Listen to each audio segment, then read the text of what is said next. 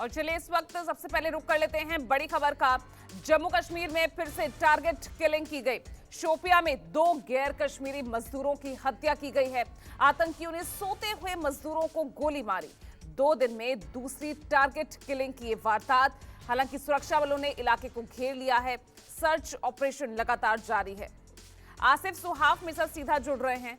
आसिफ, लगातार target killing की घटनाएं अब और तेजी से बढ़ रही हैं और इस घटना को लेकर फिलहाल क्या अपडेट है, क्योंकि 2 कश्मीरी मजदूरों को एक बार फिर यहां उन्हें टारगेट किया गया है। जी बिल्कुल, जो टारगेट किलिंग का मामला है वो लगातार बढ़ता जा रहा है। जिस प्रकार से हमने देखा था कि पिछले कुछ दिन पहले ही पुलवामा शोपियान के ही दूसरी जगह पे वहाँ मिलिटेंटों ने एक कश्मीरी पंडित को मार गिराया था और आज एक बार फिर से शोपियान में ही टारगेट किलिंग की वारदात सामने आई है। ये घटना हरमेन शोपियान की है, जहाँ कल देर रात करीब 12 बजे के आसपास मिलिटेंटों ने ग्रेनेड फेंक कर हमला किया जो प्रवासी मजदूर हैं उनके ऊपर, और वो लोग जब सो रहे थे तब यह हमला किया गया था और इस हमले के दौरान 2 प्रवासी मजदूरों की मौत हो गई। मौके पर ही उनकी मौत हो गई, जिनकी पहचान मनीष कुमार और राम सागर के रूप में हुई है। दोनों कन्नौज यूपी के रहने वाले हैं और इस धमाके की आवाज़ सुन के वहाँ आसपास में जो लोग थे और इन प्रवासी मजदूरों के जो साथी थे वो तुरंत वहाँ पर पहुँचे और उन्होंने घायलों को हॉस्पिटल पहुंचाने की कोशिश की, लेकिन वहां पहुंचते पहुंचते दोनों की मौत हो गई थी। और इस घटना के बाद जिस प्रकार से पुलिस, सेना और सुरक्षा बल वहां पर हरकत में आए, उन्होंने तुरंत कार्रवाई शुरू कर दी और बड़े स्तर पर वहां पर तलाशी अभियान चलाया गया, जिस दौरान पुलिस के आला ऑफिशियल्स का कहना है कि उन्होंने एक लश्कर तैयबा के हाइब्रिड मिलिटेंट इमरान गनाई को पकड़ लिया और उसका इंटरोगेशन के दौरान ये बात सामने आई है कि उसी ने ग्रेनेड फेंका था इन प्रवासी मजदूरों के ऊपर। उसने ये बात कबूली है और उसी ने इस हमले को अंजाम दिया था। ऐसे पुलिस में का कहना है कि जो हमलावर है वो उन्होंने गिरफ्तार कर लिया है और इसके साथी कौन कौन थे और किसके इशारे पर इसने इस हमले को अंजाम दिया, अब फिलहाल उसकी भी छानबीन की जा रही है। लेकिन इस घटना से पूरे इस इलाके में दहशत हो गई है, ख़ासतौर पर जो प्रवासी मजदूर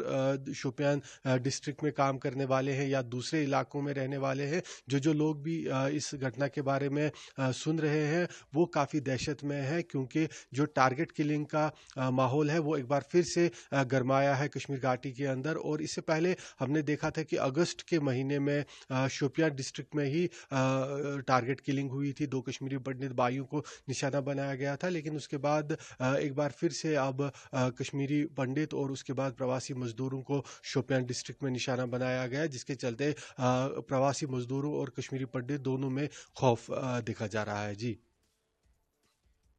की ही मंशा से इस तरह से टारगेट किलिंग को एक बार फिर से आतंकी अंजाम दे रहे हैं आसिफ। लेकिन बड़ा सवाल ये, क्योंकि बीच में एक ब्रेक आ गया था जब लगा था कि शायद अब इस तरह की घटनाओं पर लगाम लगाने में जो प्रशासन है, जो हमारी पुलिस प्रशासन है, वो सफल होती दिख रही थी। लेकिन पूरन कृष्ण भट्ट की हत्या के बाद से एक बार फिर से इस तरह के मामले बढ़ रहे हैं। और आसिफ, पहले जब टारगेट किलिंग की वारदातों को अंजाम आतंकी दे रहे थे तो उसके बाद सुरक्षा बलों ने उन आतंकियों को निशाना बनाकर कहीं ना कहीं इन मामलों पर लगाम लगाने की कोशिश की, लेकिन इस बार इस तरह का कुछ नजर आ नहीं रहा। सर्च ऑपरेशन चल जरूर रहा है, लेकिन अभी तक जो दोषी हैं वो सुरक्षा बलों के हाथ लग नहीं रहे।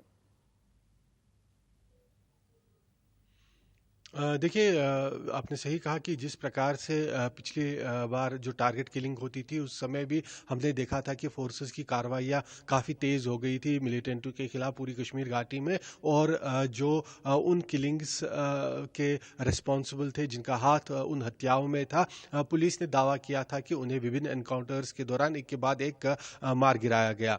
लेकिन उसके बाद बीच में काफ़ी समय तक टारगेट किलिंग रुक गई और लगा कि शायद अब अब जो सारे इसके लिए मिलिटेंट्स रिस्पॉन्सिबल थे उन्हें फोर्सेस ने मार गिराया है और अब इस पर लगाम लग चुका है। लेकिन अचानक से केवल 3 दिन पहले यहाँ शोपियां में जैसे पूरन कृष्ण की वहां पर निर्मम हत्या की गई और दिन दहाड़े उसके घर के बाहर उसे गोली मार दी गई और वहां सुरक्षा गार्ड होने के बावजूद और आर्मी कैंप नजदीक होने के बावजूद इस घटना को अंजाम दिया। और आज जो कल देर रात 12 बजे घटना हुई है वो तब हुई है जब आज वहां एलजी मनोज सिन्हा खुद जाने वाले थे और इस के चलते पहले ही वहां पूरे शोपियां डिस्ट्रिक्ट में अलर्ट घोषित कर दिया गया था। सुरक्षा प्रबंध काफी कड़े नजर आ रहे थे, लेकिन उसके बावजूद मिलिटेंटों ने इस घटना को अंजाम दिया और ग्रेनेड फेंककर प्रवासी मजदूरों पर हमला कर 2 की वहां पर हत्या कर दी।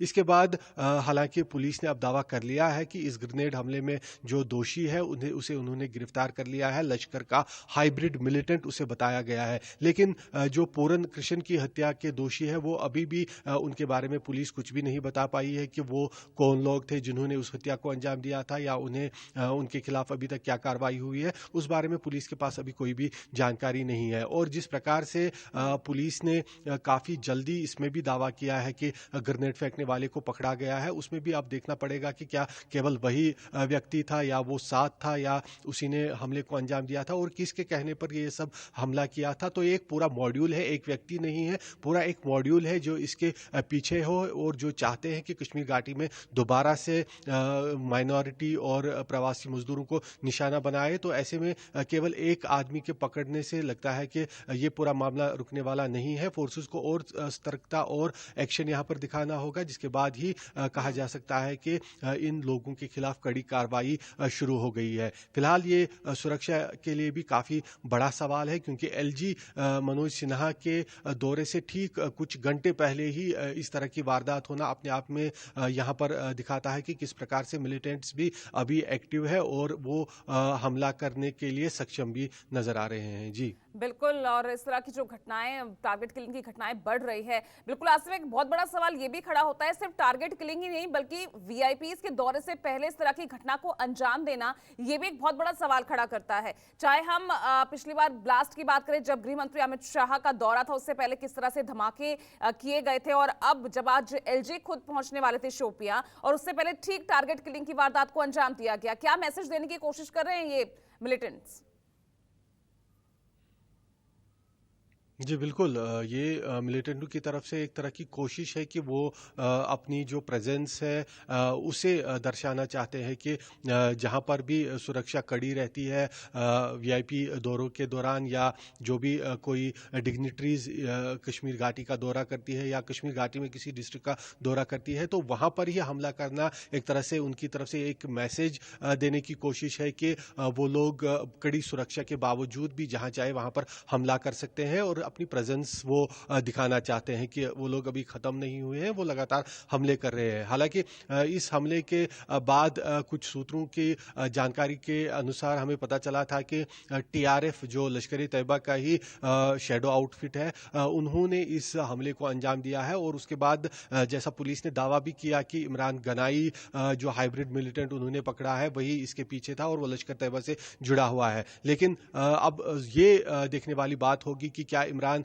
गनाई अकेला इस हमले में शामिल था या उसके पीछे जो लोग थे, दूसरे साथी उसके थे, वो भागने में कहां फरार हो गए हैं। और ये मॉड्यूल जो है जिन्होंने एक बार फिर से इसमें तेजी लाई है प्रवासी मजदूरों और जो कश्मीरी पंडित्स हैं उनको निशाना बनाने के लिए, उन्हें किस तरह से रोका जाए, ये फोर्सेस के सामने अब एक बहुत बड़ा चैलेंज है। जी बिल्कुल, चलिए बहुत बहुत शुक्रिया आपका आसिफ सुहाव इस तमाम जानकारी के लिए। तो देखिए, लगातार सर्च ऑपरेशन अब फिलहाल सुरक्षा बलों की तरफ से किया जा रहा है और जल्द से जल्द दोषियों को पकड़ा जाए, तेज कार्रवाई अब कर दी गई है। नमस्कार, मैं हूं मानक गुप्ता। अगर आपको हमारा ये वीडियो पसंद आया हो तो इसे लाइक और शेयर जरूर करें और हाँ, हमें सब्सक्राइब और फॉलो करना ना भूलें ताकि आप देश और दुनिया की कोई खबर मिस ना करें। तो जुड़े रहिए हमारे साथ और देखते रहिए न्यूज़ 24।